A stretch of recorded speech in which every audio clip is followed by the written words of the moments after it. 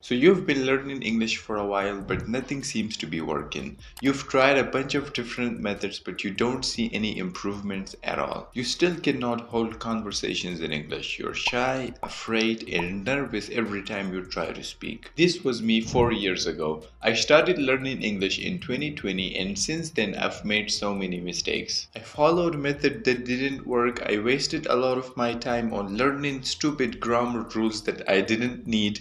I did not stay consistent, and also I did not know any online free resources that I could utilize. If I could start over, if I started learning English in 2025, I would not make those mistakes. I would do things differently to make faster progress. I'm going to share with you my mistakes so that you can learn from them and avoid them, as well as some strategies and tools that you can use to become fluent in English. So let's dive in. The first thing you need to do is to start with the end in mind. This is a phrase from my favorite book, 7 Habits of Highly Effective People. What this phrase means is that if you want to learn something, if you want to learn English, begin with the end in mind. Start with the end in mind. Imagine the end of English. Think about your destination. Think about all of the great things that can happen after you learn English. Starting with the end in mind also means have a clear and specific goal before you begin so that you have the motivation and the fuel to keep going and continue your journey. When I was in school, some of my classmates and friends would ask me, Asim, your English is really good. How can I learn English? How do I improve my English? And I would ask them, why? Like, why do you want to learn English? What's your goal with English? What do you want to achieve with it? What motivates you to start learning English? Before you follow all of these fancy strategies and hacks to learn English, which I'm going to share with you, you need to define what your goal is. Because English is not the goal, it is just the journey. A goal would be something like, I want to learn English because I want to get high grades in school. I want to learn English because I want to get a promotion at work. I want to learn English because I want to get a better job in the future. Those are all some amazing goals. These goals are very powerful because they're clear and specific. If you say, I want to become fluent in English and I want to learn English and that's my goal, then sure, yeah, you can, like, if that's your goal, that's fine. Like, you can still learn English.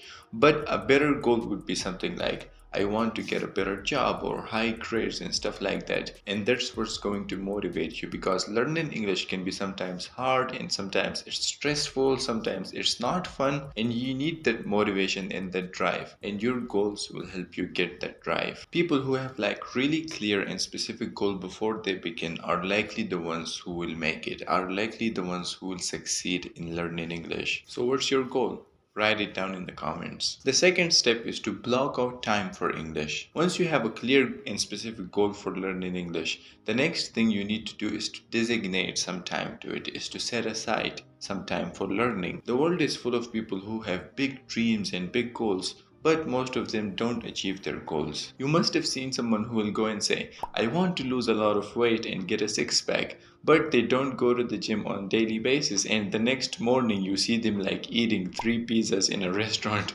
Like, it's not gonna happen. And it's the same in language learning. If you want to learn English, it's not going to happen on its own. You need to designate time for it. You need to schedule time for English every single day, whether it's in the morning before school or work, or whether it's in the evening after dinner. It doesn't matter. Just block out some time for English. A question a lot of English learners ask is that, how long should I learn English every single day? Well, it completely depends on your schedule. If you have 1 hour, work on English for 1 hour. If you have like 10 hours, work on it for 10 hours. The more you work, the more your English improves, of course.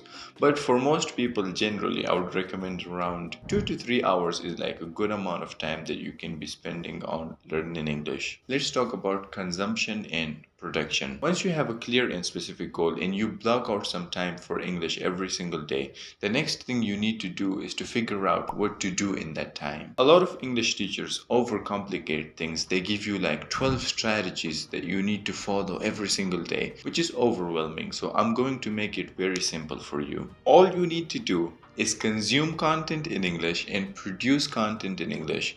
If you master these and do them every single day, I guarantee you will be fluent within few months. Let's talk about this further. What do I mean by consuming content in English and producing content in English? These are basically two things you need to do: consumption and production. Every language, including English, has four skills that need to be learned, and we all know what those skills are: reading, writing, listening, and speaking. The theory is that if you master these, you will have mastered the English language.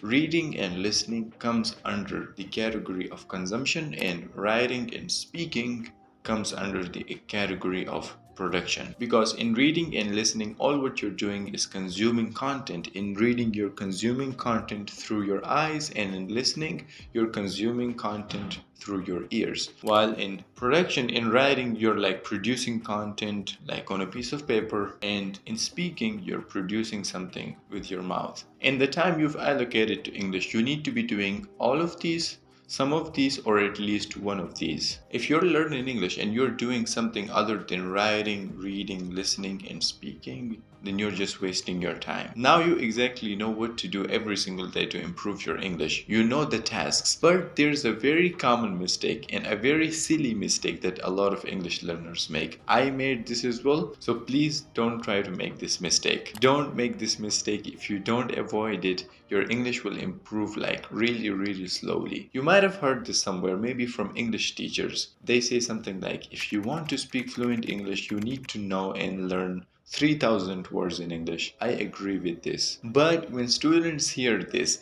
they pick up a dictionary, like a thick dictionary, and then start to memorizing all the words and phrases. They start to memorize these words. They memorize like maybe 5 to 10 new words every single day from the dictionary in the morning, and thinking that once they've memorized 3,000 words from the dictionary, they will be fluent in English. I tried this, and I'm telling you, this is not how learning vocabulary works. This is not how you learn English. This is such a big mistake. I wish I could tell my younger self not to do this, because it just wasted a lot of my time. The problem with this is that when you learn vocabulary this way, when you just learn and memorize random individual words from a dictionary, and then you go into an English speaking conversation, you will get stuck. You will not know how to say sentences. You will not know how to form sentences. You will be just stuck in one place. Therefore, avoid learning random individual words. Instead, learn and practice words in context. When you're reading a book and you come across a word that you don't understand,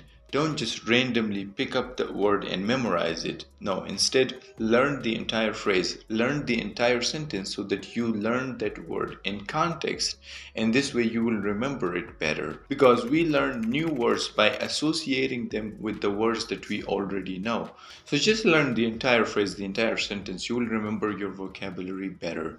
And also this will help you form sentences during conversations. The next lesson is to spam the hell out of everything.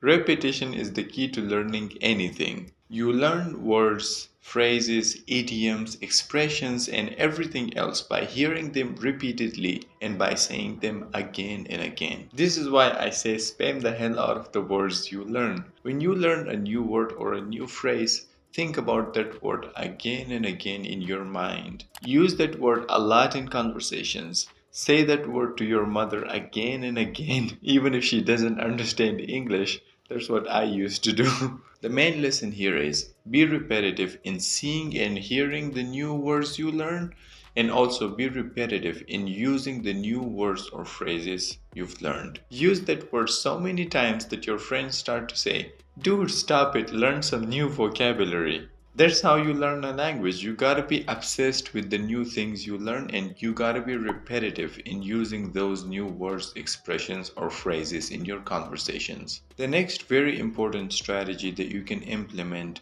to quickly improve your English is to do some sort of a weekly reflection. Most of us are learning English without a teacher. That's why it's so important for us to track our progress and do some sort of a weekly review to give ourselves feedback on what things we're doing right and where we are messing up. What I would suggest you to do is every single Sunday, sit down for 10 minutes and review your English learning process.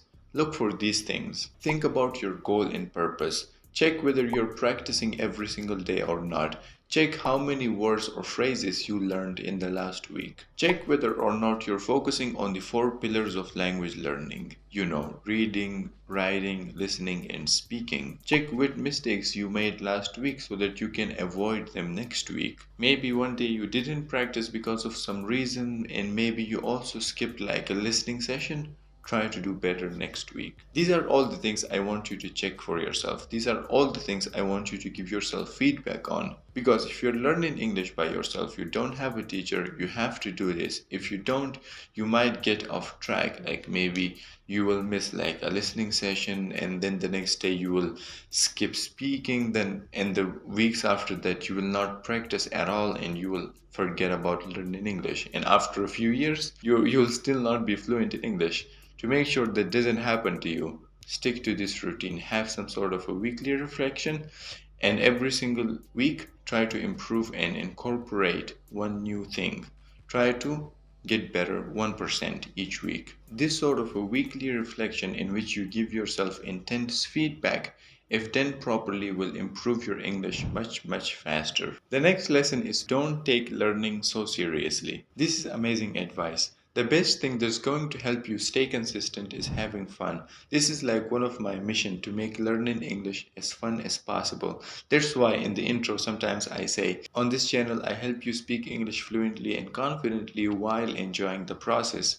So having fun is important, and it's important for staying consistent. People talk about discipline. They say you have to, make yourself do the thing. You have to push yourself to do something to stay consistent. I disagree.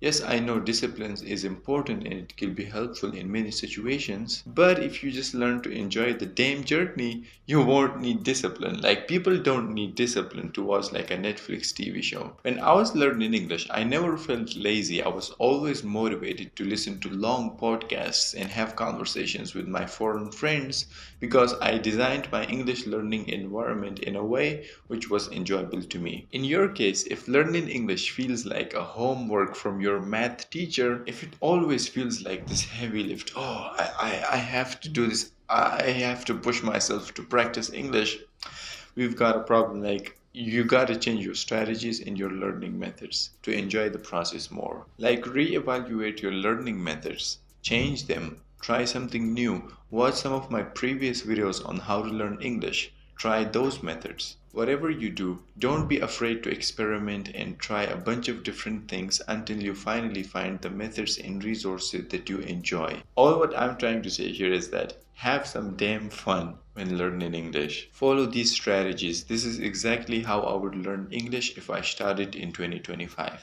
If you enjoyed this video, then you might be interested in that video as well, in which I told my story of how I learned English on my own without a teacher in 6 months.